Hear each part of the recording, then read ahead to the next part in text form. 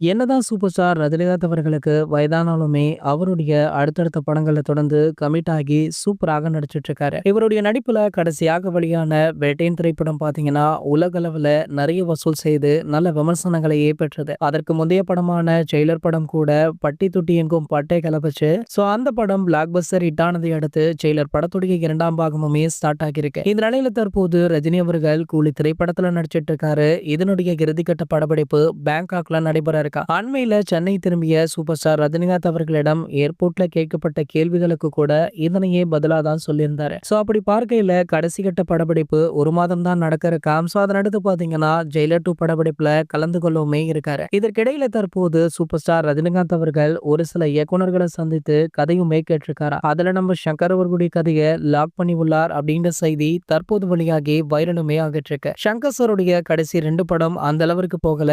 2 படமுமே ஃபிளாப் அப்படின்னே சொல்லலாம். கடைசியாக வெளியான கேம் சேஞ்சர், அதற்கு முந்தைய படமான இந்தியன் 2 ஆகிய 2 படங்களுமே என்ன தலைவருக்கு வெற்றியை தரல அப்படின்றதுனால சூப்பர் ஸ்டாரை நாடி இருக்காரு நம்ம சங்கர் அவர்கள். சூப்பர் ஸ்டாருமே அவரை கைவிடாம அடுத்த படம் பண்ணலாம் அப்படின்னு நம்பிக்கை தெரிவித்துள்ளதாக தற்போது ஒரு தகவல் சமூக வலைதளங்கள்ல வைரலுமே ஆகிட்டு இருக்கு. இது போன்ற சினிமா செய்திகளை பத்தி நீங்க உடனே தெரிஞ்சுக்க நம்மளுடைய சேனலை மறக்காம சப்ஸ்கிரைப் பண்ணிக்கோங்க.